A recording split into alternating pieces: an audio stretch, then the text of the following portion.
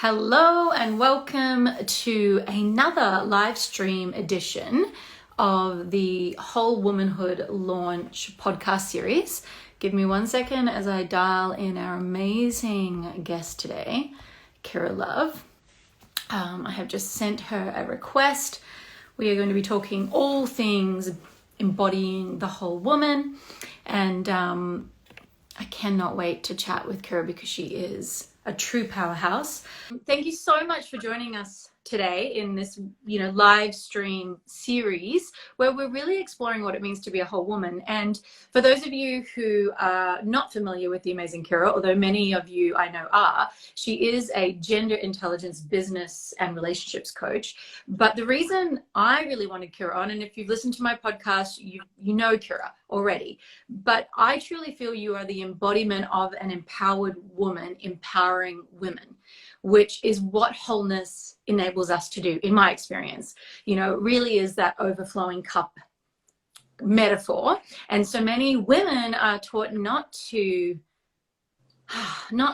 focus on themselves, not to love themselves, not to, there's still those stories. Even though we talk about self-care, there's still these stories of selfishness. And yet what we fail to realize is that when we prioritize our own self-care, our own needs, our own pleasure, our own play, our own purpose in life, in doing that, we empower and give permission slips and help ignite other people through that. And so for me, you, Kira, are like just the embodiment of that. And so I'm so excited to have this chat with you today. Thank you so much for being here with me.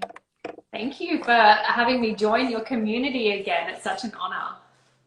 I'm going to see if I can turn you up because I feel like, excuse my hand there, I feel like when I put it in the thing, I must have pushed that button. All right. So Kira, let's dive straight in. It's Friday afternoon and I'm sure you want to go and hang out with your fam. Or do whatever it is that you do on a Friday. What is your favorite thing today about being a woman today?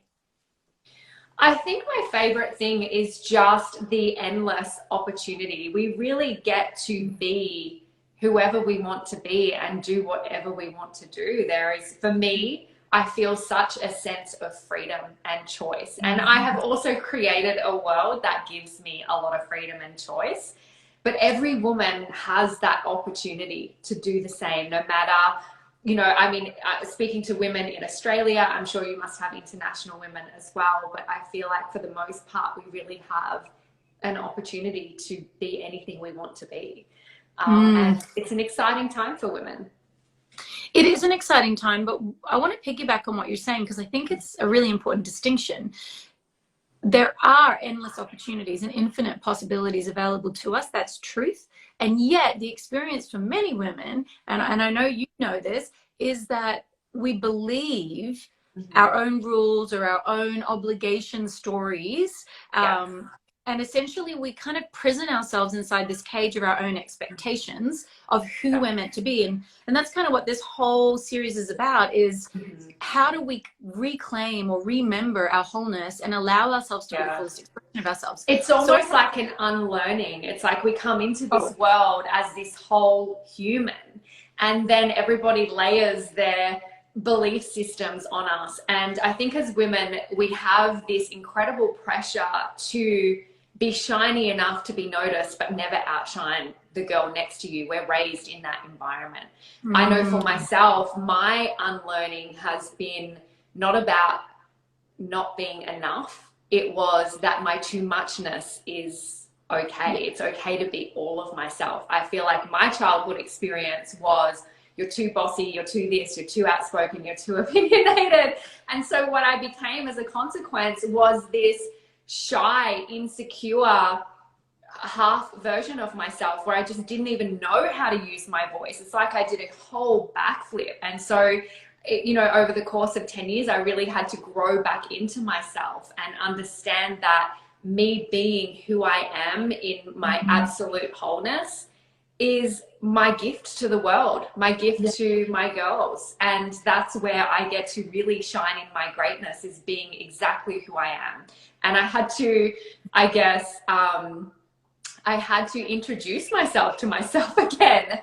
Yeah, and I agree. And I my experience through my own journey, and certainly with the women I work with, is it is a reclamation, and it is a returning home, and it is an acceptance parts Yeah. that we either disowned or dialed down or distorted because we believed. And I think it is important. Yes, we got layered on through society, but we also chose what we felt was safest. And when we acknowledge that it was a choice of self, then we're never giving away our power to also reach 100%. you. So for me, similar to you, but I would say differently. And this is the importance of the nuance is we're united in the fact that we do fragment ourselves. I believe, I feel there is a job of like reclamation and remembrance, but the way it shows up is always a little unique. So I was bossy and loud, but I was celebrated for being bossy and loud and put into a place of like, I suppose almost leadership inside of my family, even though I was the youngest. And revered for being masculine and as a result I shed all the other parts of myself. Interesting. So it kind of shows up differently, but I love that even in our mirroring there's two different ways that those can either be, you know, celebrated and praised or not, and then we adopt accordingly. Yeah, for me, the way it presented was I attributed being successful and being shiny to losing love, because anytime I achieved something, I would get knocked down by someone, or there would be jealous behavior from my peers. And so I just decided success was painful. It meant that I lost connection. So I stopped trying to be anything. I love that share, Kira, because I think for people who are new to the growth space, they would not really understand that you, me, we are the creators of our reality, like perfectly. There's all the stories, you know, and all these courses that tell you how to manifest. You're manifesting perfectly in accordance with your own codes already. But what you just said is super valuable. When we do the work to explore, not only, you know, we might know the story, oh yeah, I got, you know, told not to be bright, but to realize that we made, you know, shrinking safe and success dangerous, or a lack of love. I mean, only a loving person would then choose not to be successful so as to keep love. So it's always done beautifully and out of what the youngest version of ourselves, toddlers up to 7 years of age, think, you know, is in our best and highest, but it doesn't serve us in wholeness. Yeah, absolutely. So, Kira, I'm curious then, and thank you for the show. You kind of already asked the next question I generally answered, the next question I generally ask, which is, what is it that you've overcome? But then I'm curious what wholeness means to you. So now that you're, you know, a leader of so many women and you're living a beautiful life that you have created, you truly are in the embodiment, and I'm sure it's an evolving process, but what does wholeness mean to you, and what do you do tangibly to support your wholeness? I feel, and certainly from my experience and my experience working with women, is there is such a lack of self-love and self-trust and emotional freedom. And this strangles the life from our life. It strangles the spark. We are not in our, generally what I feel, I have a huge community of women that I work with, and it's about guiding them back to their feminine radiance. You know, things like being playful and fun and free and flexible. These are not things that a lot of women feel abundant energy in. It's not necessarily things that they feel that they embody anymore. And it's like, for me, becoming whole was first of all healing those voids in myself. I had such a self-loathing and inner criticism that was incessant. There was so much internal friction in my being that although I am an incredibly loving person and serving person, I recognized at one point, and there was a defining moment when it happened, that it wasn't enjoyable to be in my space. It wasn't safe to be in my space. There's so much talk about toxic masculinity at the moment, which for me, I don't subscribe to. I think there's toxic behavior. And if we are going to subscribe to that, then we need to understand that equally there's toxic femininity behavior. And so for me, how I recognize that shows up in a lot of women is they don't understand that it doesn't feel safe to be in their presence because they don't feel safe within themselves. Absolutely. And I mean emotional safety. Like, my children were walking on eggshells around me. The emotional state in the home, women drive that. We set the tone. And so when we don't have an internal peace within ourselves, the home doesn't have a state of peace. It doesn't matter how loving we are. You know, I think as women, we yearn to be known and seen and loved, but we can't be known and seen and loved deeper than we love and know ourselves. And so wholeness for me is understanding that the most connected, intimate, beautiful relationships start first and foremost with cultivating that in ourselves. And that's when every area of our life will open up into us being able to experience the heights of spiritual connection and intimate connection and business success. All of those things start from within. I couldn't agree more. Couldn't agree more. I mean, it's just copy paste, agree. And so, you know, as someone who, you know, coaches and teaches transformational work and loves, I could talk all day long about deep conversations and the esoterics of who we are beyond our, you know, mind, body, thoughts, and all of that. I also love to really ground it into tangibles. And I know people who are not yet where, you know, perhaps you and I are, because we've journeyed and because we've done, you know, people think, oh, it's just easy for them. They're born like that. And what I love from what you shared, and I really hope if you're listening to this, what you're really hearing is wholeness is how we're born. It's our birthright. It's who you are.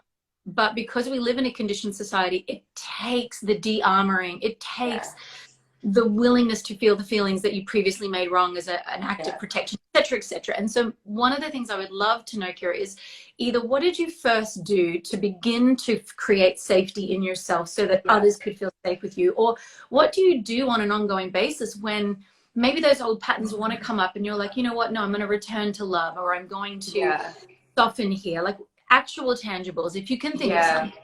I think probably one of my superpowers is radical self-responsibility, and transformation, real transformation, can only occur when you can recognize and take ownership for where you have contributed to the problems in your life, and that you're the common denominator in every problem. And even if it means that you didn't trust yourself enough not to be in that situation, there's still a responsibility there, right? And so for me, self-awareness is the most powerful tool, and that's where it starts. It always starts with self-awareness. And so it's not that I'm this perfect human that lives in a beautiful state and complete wholeness all the time. It's that I know what that alignment feels like.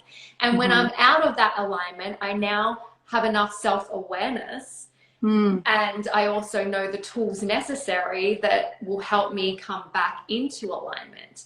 And I think for a lot of women, and I will speak into some tools that I use, but it's learning to trust your becoming, because women, we're waiting for this one big defining moment where it all comes together. And that's not the journey of life. The journey of life is constant growth and evolution over a lifetime. It's a becoming. It's, you know, we be and then we become.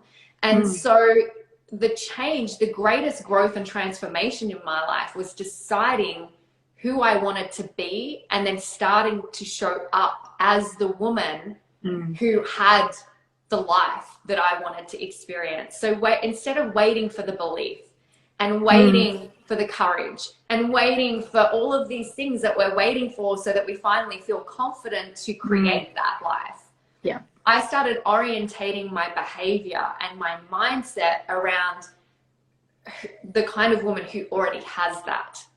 And that's when that will start occurring. It's setting the intention, then it's taking the action, and then the universe starts aligning with you. So the tangible things that I do to do that, first of all, I did do a lot of the healing work through some specific meditation courses that really helped me to get in touch with my divine worthiness. And that was a game changer for me. There were some really big aha moments there. And that allowed me to open up to the self-awareness side of it.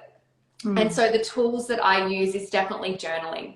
Anytime that you feel a state that is outside of love, you are in a state that is an illusion, because only love is real. So anytime I'm feeling misaligned with love, I really try to shine a light on possibility. curiosity, right? Because we get so stuck in our structures, and you shared that in the beginning. We get so stuck in our belief systems and this identity that we created for ourselves. The beauty about the fact that we created this identity that we're not quite enjoying is you get to create a new one, right? It's simply a manifestation of our focus. And so when we open up to possibility and curiosity, like, that's when anything is possible. And so getting curious in the moment of a suffering thought and journaling about it, and where could this have stemmed from? Am I recreating the past? Am I being triggered from something in my childhood? Has my partner, you know, just as an example, perhaps your partner did something with loving intention, but due to some childhood trauma, you've been triggered in the moment, and you're making him suffer, but really it's your own healing inner work that needs to occur in your own time. And it's not their job to hold us through that. So it's learning to hold yourself and bringing that self-awareness, shining a spotlight. That's a huge, huge tool. One of the other things I do, and I have it here in front of me, it's got lots of notes, it's always an evolving document, is my vision statement. And so this is a very specifically curated manuscript that goes through every area of my life, my soul's purpose, how I want to show up each day as a woman in every area of my life, and then my desires of where I would like my future to be. And it's all written in present tense. So for me, whether it's once a day in the morning, or if I'm having a challenging day, it might be 2 or 3 times throughout the day, it always brings me back into the alignment with my vision and my desires and how I want to serve and show up in the world. For me, this is the most powerful tool I've ever implemented in my life. And then the other thing I would say is having coaches and guides and mentors, and surrounding yourself with women who already embody who it is that you want to be, because you get held accountable without it even being an explicit, like, conversation between you. You know, you don't want to get left behind. You get inspired, you get the best advice, you start aligning with their energy, you start calibrating. You know, that's one of my goals within my community, is to self-lead and to create the life I love, in order for the women in my community to be able to calibrate into alignment with me. But it starts with self-leadership, and then teaching women to start leading themselves first. And then it's this beautiful ripple effect. So I would say journaling, having some kind of vision, manifestation, manuscript, or, you know, a lot of people, this works for me, but there's obviously lots of different forms that you can use, and having coaches, mentors, and incredible girlfriends and support network around you. Yes. I mean, what I'm hearing you say in reflection there too, for people who maybe are used to different language, is the power of intention and visioning. So from, you know, and it's kind of funny when you said it before, it is like the cosmic joke. We think we're stuck in our lives, and yet we created our lives. And as the creator of our lives, we can recreate it any moment, right? But we're like, oh, but I'm stuck. It's like, but you put yourself here, so just unput yourself here. And it definitely sounds simple, but it's not always easy, but only because of the protective layers that we can't put the whole, you know, manuscript or blueprint. But it all starts with this. It starts with the self-awareness thing, because if we don't consciously choose the context of our lives and the direction, it chooses itself. And the way it chooses itself, and this is key, is our undercurrents, our self-fulfilling prophecies. So our undercurrents are generational, and they also occur worldwide. So we have these worldwide undercurrents of what it means to be a woman, what it means to be a Black woman compared to a white woman, what sexual orientation means. Like there's these worldwide global undercurrents that we are battling on a daily basis. But then there's ones that are unique to us. So for me personally, it's breaking the lineage of poverty mindset. And doing that for future generations. I have 2 girls. I feel this deep sense of responsibility, not only to choose the context of my life consciously, so that the past doesn't recreate itself, because if I don't consciously choose, I get swept up in that undercurrent, because it is my conditioning. It is my subconscious conditioning. So it's that reprogramming, recoding of ourselves, which we get to choose if we choose to shine a light and to wake up in those areas of our life. I think that's it, isn't it? It's a remembrance of your power, because if you don't reclaim your power and set an intention or be pulled towards a vision that is calling you. And then, as you said, I couldn't agree more. Nothing, we can create no change without awareness and attunement. But I always say it's a bit like posture. You know, like when you have an idea of what ideal posture looks like, then we can measure, we can attune to when we're out of alignment. And it's much the same in our lives. If we don't have something we desire, and people think wanting is wrong, but what I want to mirror back with what I heard you say, which I agree 100% around, you're going to fall. It's like, you know, if you don't have your dreams, you'll build other people's dreams, because there's a current in life constantly. And if we're not setting sail and you know, captaining our ship, well, then we're going to be a piece of someone else's puzzle. And the big want will win. So let your desires drive you. They are your destiny and your dreams. And if you have them like your vision mission statement, that's going to attune you in every day. And you're going to be so sensitive then, right? To when you're out of it. But a lot of us are not clear on A, where we are, B, where we want to go. And we're not used to feeling, well, we feel the discord, but we think it's normal. I don't know if you would agree with that. But as you do more and more growth work, it's like you get so, I always say it's like we're almost having a stone in your shoe. At some point you're like, I'm not satisfied with this, because you're so used to what aligned and flow feels like, that when it's not present, you're like, this is not okay. But if you're new to the growth scene, then I really love what Kira said. And I suggest exactly the same things. Have a vision, start being aware, and curiosity was the other thing that I wanted to echo back when you shared that beautiful whole list of things for people, is get curious with compassion instead of judgment. Would you agree? Because we can sometimes be aware of what we're doing wrong, but then attack ourselves for what we're doing wrong. And come with compassion and curiosity, it's a whole different energy. That the lack of compassion is what keeps women stuck, because even through the coaching calls that I do a lot of group coaching calls with the women in my community, and they will love the message and it will land and they will feel it. And then I watch them go into this self-judgment but I did it wrong for all of these years, and therefore I failed, rather than understanding, look at everything you accomplished and how incredible you did at protecting yourself, and you know, all of these amazing things that you did pull yourself through. And for whatever reason, this message has divinely timed to land in your life right now to shine a light for your future. So are you going to keep focusing on the past where you wish you had have known this, and then just keep recreating it? Or are you going to step forward with excitement? The future is exciting, and now I have this incredible piece of information that I get to take with me.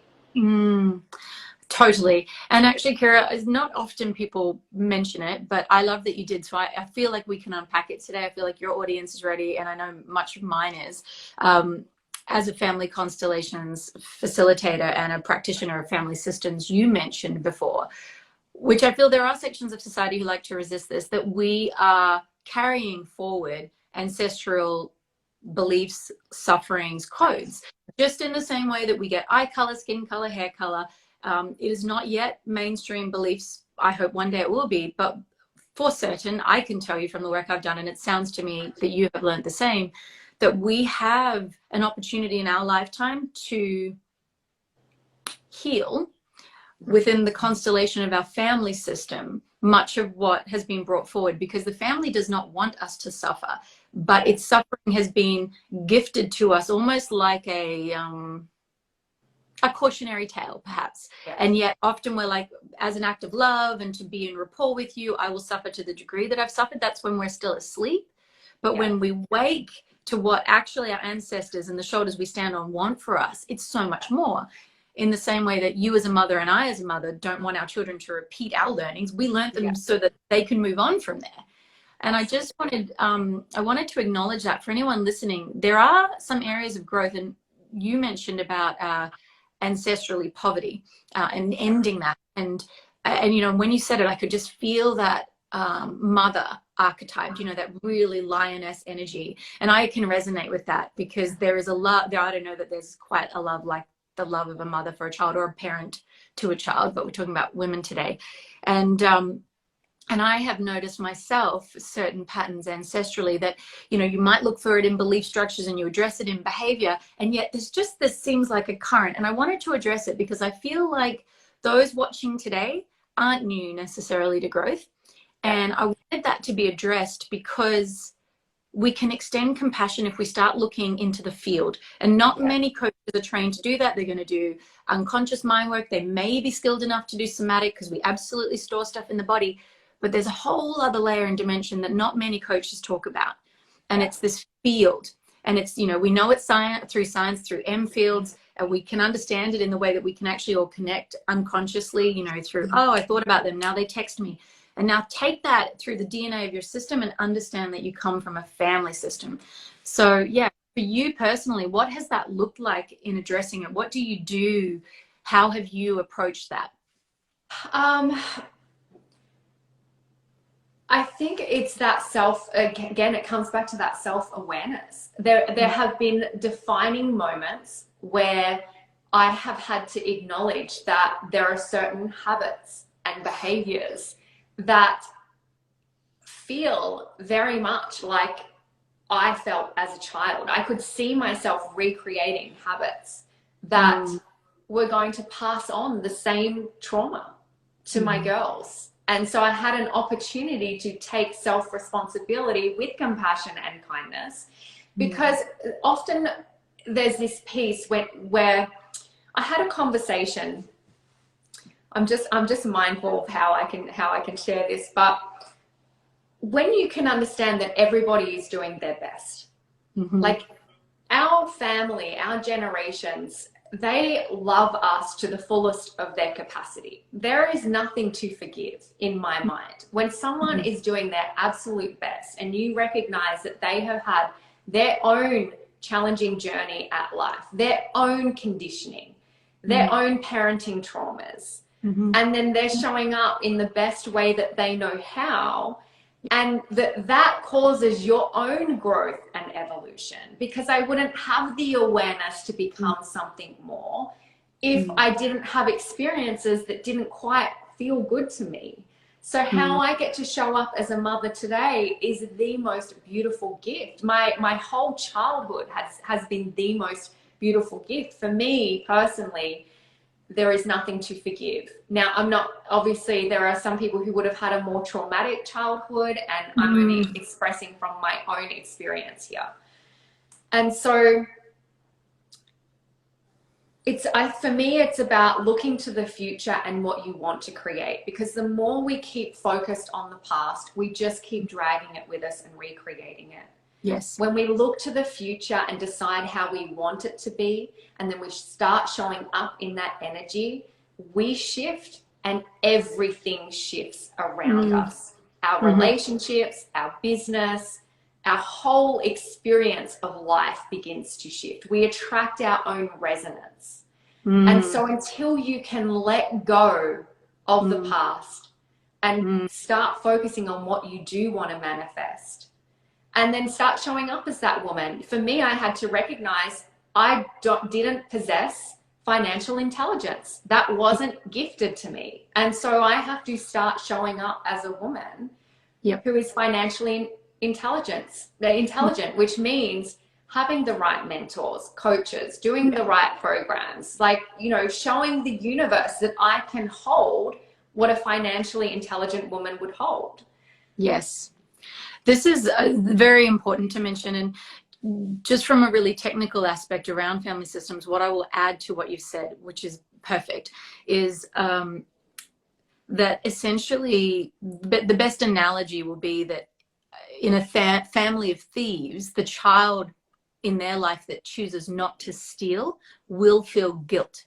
So just going to let loyalty ties. That's exactly. Yeah. And so, you know, and I just think it's super valuable for us to start having these conversations, because it takes away this like, oh, I'm broken in that area.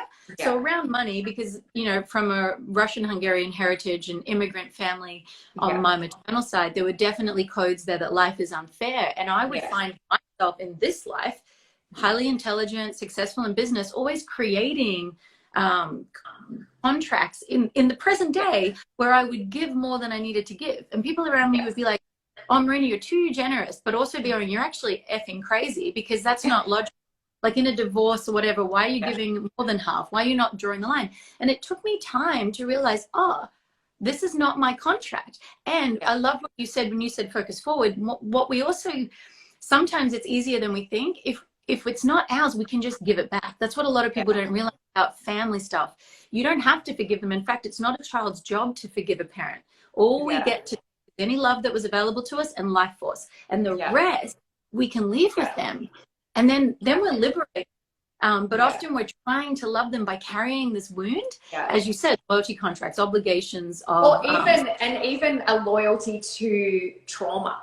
So and you know, I will actually renege. I have had some pretty traumatic things happen to me that I coach women on who really find it difficult to let go of. And I will say that I've always been blessed with I've never had really a victim mindset. I don't hold on to things and drag them with me, because I've always just been really independent and focused forward, which is a beautiful blessing that my parents gave me.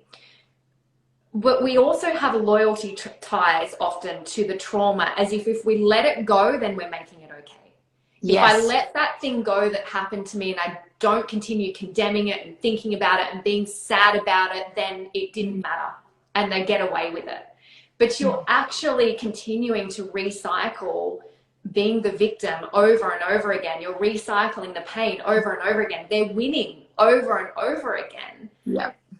So it's when you can break ties to whatever it is in your past, that's when you will find that internal freedom where you can move forward and create whatever you want. Yes, so much yes to that. And to also acknowledge that the reason the part of you doesn't want to let it go is actually an act of love, because it wants you to remember and to lovingly be a stand for what was not okay. Like it's actually all love, even when it doesn't show up as love. I think it was someone Holden who wrote Lovability. I'm not sure if you've read that book, but one of the biggest takeaways from that book, which I read many moons ago, and it just really landed, was everything is either an act of love or a request for love. And if we can really be in remembrance of that, it can help us with curiosity and compassion explore and why compassion. might someone do that, and why might I be doing that. So Kira, what do you feel right now for women as a collective? What do you feel that we're either struggling with right now, or we're distracted? What do you think is that current issue that you're like, hey guys, or ladies, women, look, there's lots of ways I could go with that, but we've discussed, you know, self-trust and that. So another topic that I'm deeply passionate about, which is in alignment with my gender intelligence coaching, is we have been trained from birth to be independent women, be strong, be independent, never rely on a man. And I'm not saying, I feel very grateful and blessed that I'm financially independent. I have all this freedom. I have this choice. Life is amazing. There are many gifts and I'm deeply grateful for them. But we have to recognize that everything in life comes in balance. And with all the plus of being an independent woman, there is the minus. And women are experiencing challenges today that we didn't experience 50, 60, 70 years ago. And a lot of those challenges exist within our relationships and business burnout, because we don't understand our biology and what these kind of qualities that we have cultivated in ourselves, the detriment that they have on us physically, energetically, and emotionally. And so it's not to say we can't be strong, independent women, but when we bring awareness to our biology, and this has nothing to do with sexual orientation, regardless of your orientation, if you're a woman listening to this, your biological standpoint is you have female biology, which means that you have certain brain structure and hormone distribution and use in the body. So when you know, and a lot of everyone's talking about masculine, feminine energy, which I love right now, but there is a biology piece that backs that up that is incredibly enlightening when you understand it. So for me, I had to go through the strong, independent woman phase. I had to reclaim my voice. I had to be so loud they couldn't ignore me. I had to exercise my belief muscles. I had to do all of that. But then I had to balance back out. And I had to remember my feminine essence, which I feel like I lost when I became a mother. I really lost myself, my playfulness, my flow, my radiance. And becoming a businesswoman drove me even further away from that, because there was so much stress and strain and push and masculine energy behind that. And so I feel that a woman's greatest strength is her grace. And we are training women out of their grace.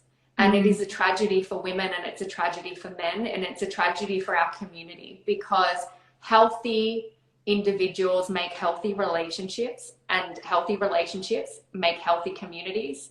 That makes a healthy generation, and that makes a healthy country. And the more we crucify men and try to be like men, and the more we try and make men behave like women, we are destroying our nation, which is an entire rabbit hole in itself.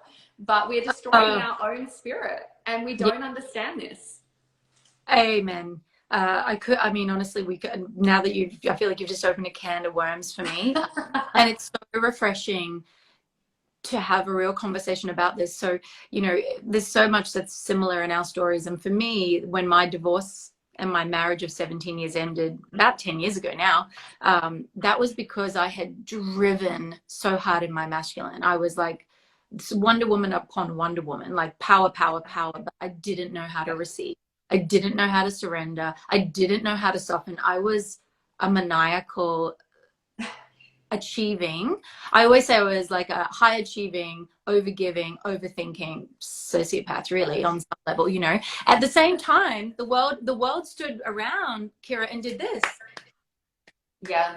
Truly. I was so revered. I did it all perfectly. I ticked all the boxes. 2 beautiful children, childhood sweetheart, multiple businesses, written a book, launched franchises, boom, boom, boom. Look at her go. Could she really do more? Let's see. Tick, tick, tick. And I just kept doing that. And it wasn't dissolving. And for me, it actually, because I was so bloody stubborn and so determined, it took my whole world going for me to actually have the pieces so disintegrated that I got to see what was beneath all that and to unfold. And it's funny you said grace, because grace is the name of my higher self that I use, because it is the most powerful word for me.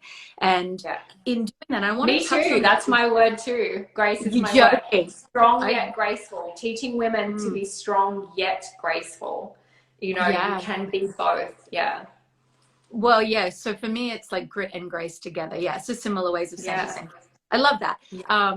And so what I wanted to say there, though, was that on a tangible level, inside of relationships, since that relationship where I was so in my masculine, I want to just share with women that when we get to soften, one, the men that we call in, like for anyone who's not yet in a relationship, very different.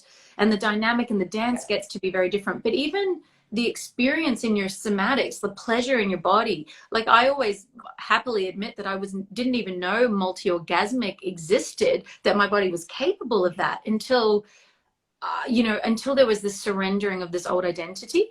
And that's another aspect that I think women, we get to look at, like, where are you can be doing female things in a masculine way. And equally, because this masculine feminine, I've often said, I don't know if you agree, I really wish we had different words for it, because it's really misleading and people constantly think man, woman when we talk masculine, feminine. So perhaps yin yang or however you want to code it. But it was an awareness for me that even though I used to, be a very sexual creature, I was doing it like a man. Like I got an orgasm, you got an orgasm, done, tick the box. Whereas, I'm just being honest. I hope people don't mind that honesty. But then in this unfolding and this surrendering and this massive vulnerability journey that I went through in the reclamation of my wholeness, it kind of blew my mind the first time I had a full body orgasm, and then another one, and then another one. And it was like, holy shit, I didn't know this was in me. And I share that not to point out orgasms and sex, but rather to point out what we're missing when we deny ourselves that softer side, because there's so much there. Mm-hmm. Part of one of the ways that women show up in their relationship when they're in their stress mode, which is often caused by being too far in their masculine during the day, is they really close off from their partner. And it's such a shame, because when you close off your sexuality, you close off to the depth, I think, that you are able to experience in all areas of your life, including your spirituality. It is innately, divinely part of your being to be a sexual creature. And you cannot experience a deeply fulfilling relationship with yourself or your lover with a closed heart. You just cannot. And, you know, men need an open-hearted woman. Men need sex in order to feel love, and women need to feel love in order to have deeply intimate sex. And so it's this vicious cycle. And then there's so much disconnect within our relationships because he can't feel her, and she won't allow herself to be felt because she's not feeling held. And, you know, it's for me, when you go first, when you choose the energy consciously of how you want to show up, and you bring back that feminine radiance, that playfulness, that fun, first and foremost, always for you. Dance for you, play for you, laugh for you. But that overflowing of that energy, that radiance, is magnetic to our partners, man or woman. You know, I have so many girlfriends around me and they're so magnetic. I love being in their energy. It's so freeing to be in their space. It expands the freeness that I feel within myself. So yeah, it's a really important conversation, but it's a big one.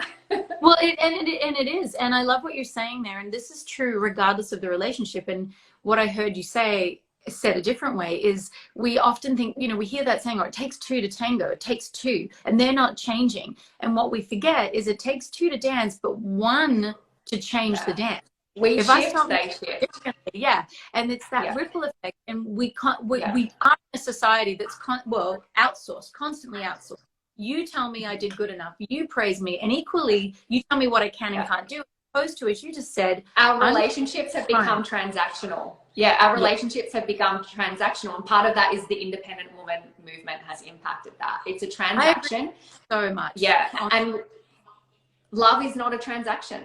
No. Love is unconditional. And if you every day, if you realign with what would love do, love would go first. Love loves regardless, right? Love always shows up as love. There's nothing outside of that. There's no transaction. And so if they don't shift, then perhaps they're not in your alignment. And that's where you have to trust yourself. When you come back to loving and trusting yourself, you know what is in your alignment and what isn't. And so, Kira, let's get really tangible, and because I imagine people are hearing that and going, yes, love, love, and we can feel the resonance of that. I'm sure if you're listening, it's like, yes, you can feel it. It's truth. It's like it vibrates in your cells. And yet we all know that moment where we come home, and if you're in a relationship or even in a friendship and someone says something and you're a little irritated, and instead of going, what would love do? And then, you know, responding in a loving way, maybe you throw a jab and then they throw it, you know, and we've done this dance, and really it's just our wings playing out, And so I'm curious, because I know what I have learned to do with my partner, but I'd love to hear from you. What do you do to kind of not perpetuate a not loving experience? Well, first of all, I'm human, so I get triggered and we argue. They're just not as catastrophic as they were in my previous relationship. Because we know where the boundaries are. We know when to take a breath. First of all, it's learning the art of inner pause, which a lot of women need to take responsibility for. And the other thing that I would say plays out for the majority of women is a lot of us have abandonment wounds. So when I now have the blessing of understanding gender intelligence, so I understand that when a man leaves, it's because he biologically needs to take flight. And so something that I used to personalize so deeply and feel so cut by and create so much emotional chaos from, even though I feel the trigger come up, I'm able to self-regulate because I'm not personalizing it anymore. I understand that he needs to do that in order for us to come back co-regulated and have a discussion in a non-emotional, heightened, chaotic way and reconnect in a way that can cause for us to reconnect. And so we have an agreement between us, is that we don't cause each other harm. And so once there's that tipping point, we allow each other to have space. In that moment, I will self-reflect. What can I take responsibility for? And once the fire has died down, I really take responsibility for communicating in my feminine grace. Communicating like a high value woman, not an emotional woman. You know, when a woman is stressed, she's in her emotion, you're not in your right mind, you're not able to verbally communicate or even see clearly, first and foremost. So allow the dust to settle so you can actually see. Because what I've recognized is one of the most powerful tools in relationships is being able to expand your perspective and awareness beyond yourself to include that of your partner, because they have their own upbringing, their own beliefs, their own structures, their own values that they do, and they're probably, maybe not, but likely they might be the opposite sex. So they're just an entirely different human doing life in a different body, right? And so a lot of the miscommunications are caused just because we operate differently, but we're expecting the other person to operate and see things the way that we do. Yep. And so I would say 9 times out of 10, when I have the inner pause and the self-reflection, I can recognize his perspective and I can understand that he was absolutely doing his best. There was no intention to harm me. And I can accept how I showed up and where I can be accountable. And in that equal responsibility taking, there's often nothing to forgive. It's just immediate reconnection and ability to explain our needs and values clearly, and we're able to move on really quickly. Yes. Yes. So much value in what you just shared there. And the only thing I'd add from my own personal experience that I had to learn, which is similar to the inner pause that you discussed there, is because I was, and this is coming back, I think, full circle to what you said, you know, at the moment, we as women really get to lean into or face off with is this independent woman thing, you know, which I think is the tail of feminism. I think we had potentially good intentions there, and we really just screwed ourselves up because we were like, we'll do it all ourselves. And I was like, I took that assignment and went hell. Well, and can I just add there, whilst you're speaking on that, is a healthy relationship requires interdependence. If you have 2 independent individuals trying to do a relationship, it is never going to be a divine soul, like epic connection. There is always going to be a separation there. And you're going to experience challenges from that. I want to earmark that and come back to it. I'm just going to add this bit because I think it's unbelievably important to address, and for 2 reasons. But let me just finish this thought around, for me, being super independent, often in conflict or triggering, because power was where I felt safe. So powerlessness was the fear I wanted to avoid. There would always be this urge in me to control or fix it right now. If he could just see my perspective right now. And so I just want to share that, because I know lots of women will be like, yeah, if you could just understand that I didn't mean it like that. And we fight in the moment, not to fight them, but to just control their perspective. And in doing that, it feels masculine to a male if they're actually masculine, and suddenly it gets fiery. So if you're noticing that, I would always say, for me, it was about recognizing I was just seeking safety in control. And I didn't like that there was this discord. And I didn't like, as you were saying, that he was going to leave potentially to take space because it would make me feel abandoned. And I just felt like if I could control it and have him see it, we didn't need to fight. 100%. But it's a need to feel understood as a woman. And so if I talk about, again, gender intelligence, the way a woman's brain is designed is we have these super highways that connect thinking and feeling and language. So our superpower is to think and feel and express like ourselves verbally, like incredibly well. We run circles around a man, and it's not because we're the better sex. It's because a man's brain is highly specialized for one task only. So he is either thinking or feeling. He doesn't have the superhighway connections. He is like dirt roads. And so, you know, but we need that balance. That's no matter your sexual orientation, we need the balance of men and women in society for it to flourish. Because imagine if men were super emotional during stressful times. Right? He wouldn't have that hero instinct that we need in our world today.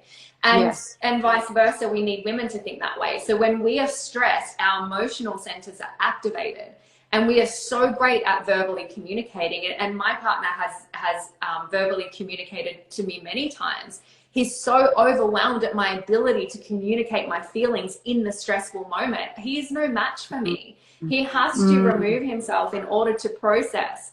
But he will come back. But this is where women screw it up, right? And I'm going to have some tough love, is even when he finally comes back and he's ready to share and open his heart, all you do is talk over him.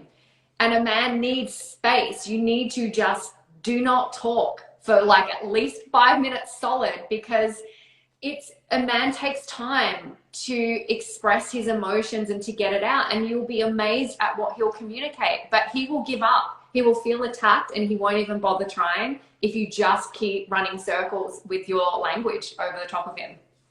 That's pure gold, Kira. 100%. That's brilliant. The thing I wanted to come back to that you mentioned about like the relationship not being too independent.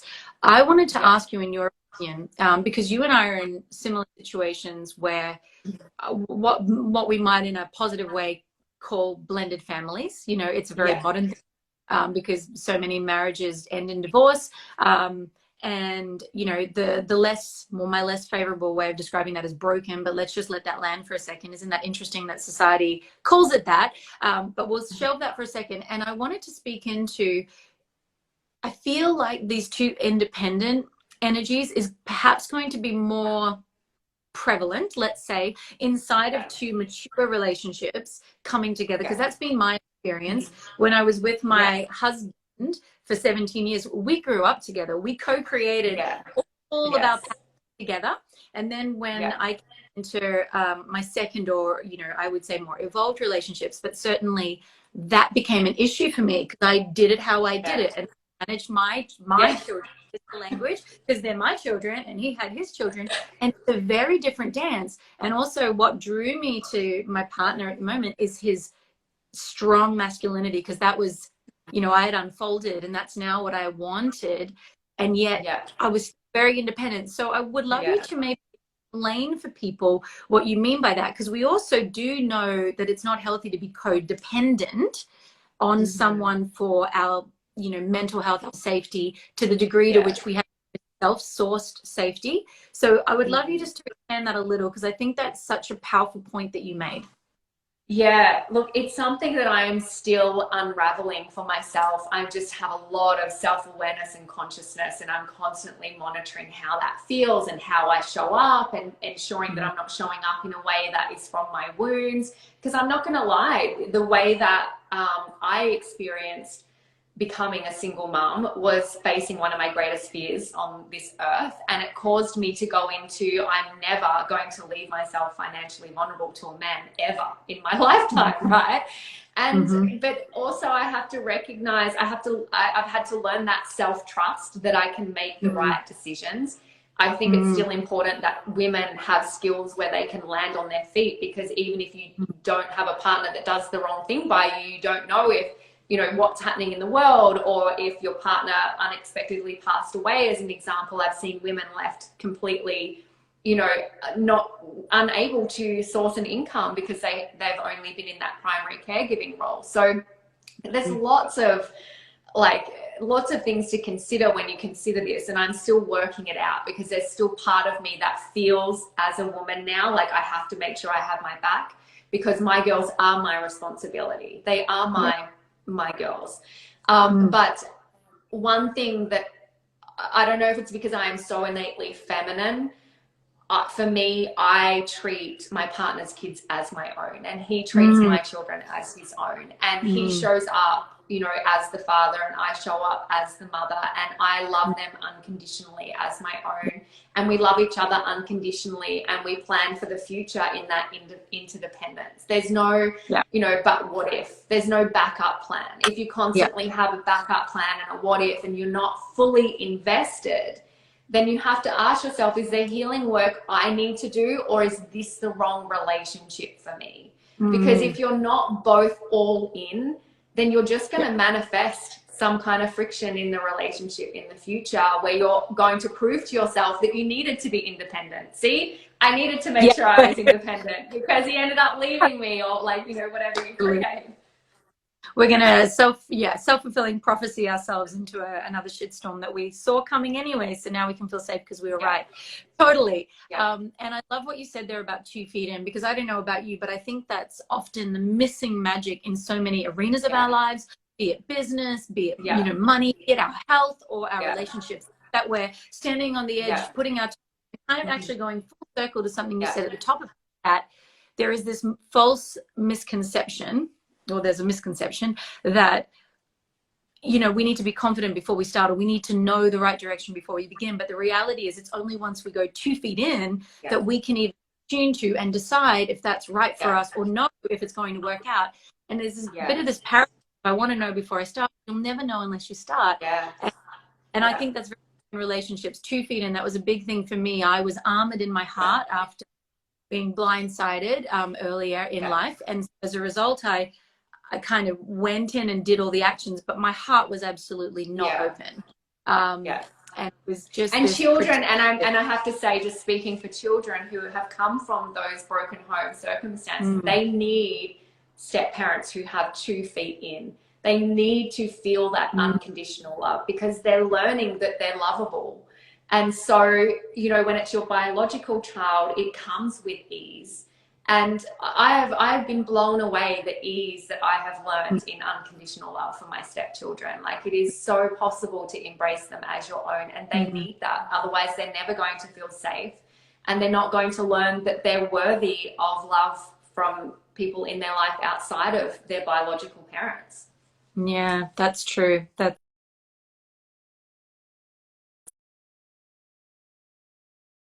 Just last question. I thank you so much for your time. I know how valuable it is.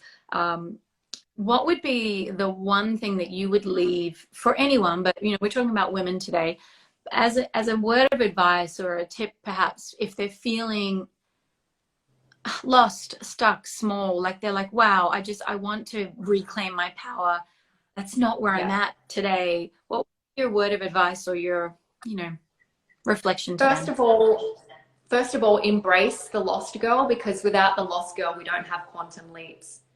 When we don't have the feelings of misalignment, we don't know what alignment feels like. We need that polarity. We need the moment of what's next. We need the plateau. We need the down moments to understand the high moments. So have that compassion for yourself, that you're exactly where you need to be in order to get to where you're going. And then it's micro steps. It's growth and evolution over a lifetime. It's not one big defining moment that you're waiting for. It's one little shift today. How are you going to choose to show up today? And build. It's that compounding effect of building. It's like, you know, we've come into the new year and we've just, you know, had a lot of talk around that in our community. It's not a starting from scratch. You're never starting from scratch. You're compounding your growth. And it's the micro things every day that you do that in hindsight are the transformational things. It's not the one big defining moment. So just like give yourself some grace, and then make some really conscious decisions around who it is that you want to become. And for me, the becoming is the returning home. You already have those energies inside of you. It's about bringing them forward and raising the vibration of those energies and stepping into that woman that you know in your soul that you are capable of being. Yeah. Oh, perfectly and beautifully said. Thank you for such a juicy conversation. I knew it would be juicy. I've been looking forward to chatting with you all week. And I'm just so deeply grateful for you to say yes. And this is one of the things I love about you, is that there's a graciousness and a generosity in your service, and that's just so apparent in the way you show up online, and I can see that you show up for community. And just to have given a whole hour this afternoon on a Friday afternoon, I salute you, I see you, I love you. Thank you so much for being here with me, and also for everyone that joined and listened. We are all just walking each other home, and we are in this together. And thank you, everyone. Yeah, thank you, Kira. Mwah. Thank you for having me, and I feel exactly the same about you. So thank you so much for your inspiration and light. Oh, everyone's saying great combo, chills. They just loved it. Thank you, Kira. All right. Have a beautiful weekend, everyone. Bye. Thank you. Bye.